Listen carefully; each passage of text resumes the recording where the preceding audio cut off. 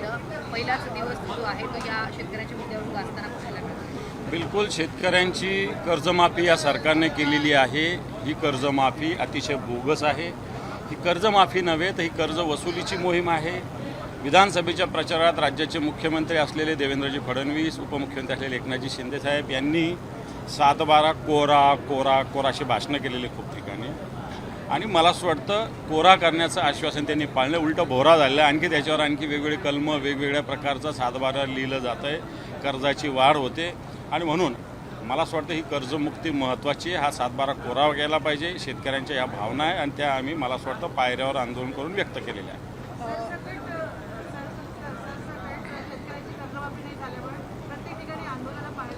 बिलकुल आंदोलनं झालेली आहेत आणि हे आंदोलनं आता विधान भवनावर पोहोचलेलं आहे. सर आज आपण जर पाहिलं तर नाशिकमध्ये शिंदेचं एकनाथ शिंदे यांच्या पक्षाचा मोठा गेम झाल्याचं पाहायला मिळते. महायुती असाच होणार आहे तो गेम, असाच होणार आहे.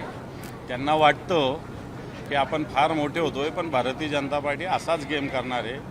गनिमत आणखी 2-3 ठिकाणी झाला असता, पण ते वाचले एकाच ठिकाणी झाला. आता ज्या पद्धतीने गर्दी वाढते, 6 खासदार सुद्धा गेले, तर भविष्यात यांच्यासोबतही असाच गेम होईल. पण जे गेलेले त्यांचं काय आता परिस्थिती जाऊन बघा तुम्ही. त्याच्यामुळे मला असं वाटत नाही हे सगळे लोक नुसते काही प्रलोभनं, आश्वासनं, सत्ता संपत्तीच्या प्रलोभनाने जात असतील. पण मला असं वाटतं जो स्वाभिमान आहे, निष्ठा आहे, ती तर महत्त्वाची आहे. ती यांनी सगळी गहाण ठेवलेली.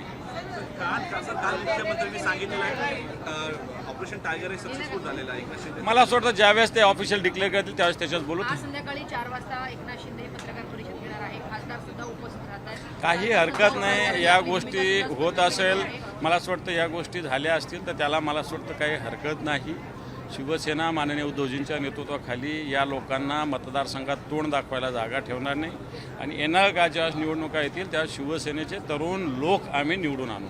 झालेली आहे, ज्या ठिकाणी खासदार सोडून गेले त्या ठिकाणी आता उद्धव ठाकरे जाऊन प्रचार करणार आहे. त्याचा किती परिणाम होईल असं प्रचार नाही आहे, तो दौरा आहे. शिवसैनिकांच्या गाठीभेटी आहे. कारण शिवसैनिकांनाही या सगळ्या बाबतीत मला असं वाटतं मार्गदर्शनाची आवश्यकता असते. ती प्रचार नाही आहे, तर तो दौरा आहे. मला वाटतं नियमित दौरा होत असतो तो आता या मतदारसंघात. दानवे साहेब, पण ज्यावेळी पक्ष फुटतो किंवा आमदार जातात आणि मग खासदार जातात त्याच्यानंतर शिवसेनेचे नेते हे दौऱ्यासाठी बाहेर पडतात, त्याआधी का पडत नाहीत हा देखील मला असं वाटतं आपल्याला ज्ञात असेल मागच्या काळात अतिवृष्टीसाठी उद्धवजी ठाकरे साहेबांनी किमान मला असं चांगलं आठवतं की 24 ठिकाणी दौरा केला होता.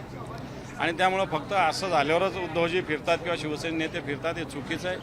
शिवसेनेचे नेते सातत्याने फिरत असतात. आपल्याला ते मला असं वाटतं एखाद दिवस.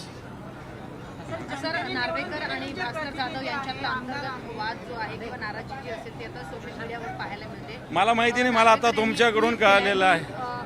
मुख्यमंत्र्यांना देखील त्यांनी मेन्शन केले आणि म्हटले की उद्धवजींनी जे पत्र लिहिलेलं होतं तुम्हाला ते लवकरात लवकर त्याची अंमलबजावणी करा, कारण त्यांचा मानसिक त्रास आता दिसून येत नाही. मला असं वाटतं भास्करराव जाधव हे शिवसेनेचे ज्येष्ठ नेते आहेत. मिलिंद नार्वेकरांना काही मांडायचं असेल तर त्याला पक्षप्रमुख हा मार्ग आहे. अशा पद्धतीनं फार सोशल मीडियावर अशा पद्धतीने भूमिका पक्षाच्या व्यक्त करण्याची आवश्यकता नाही. सर, जनतेने निवडून दिलेले प्रतिनिधी हे गट बदलून जातात आहे, हे कितपत योग्य आहे? हे अयोग्यच आहे, त्याच्यावर काय बोलू.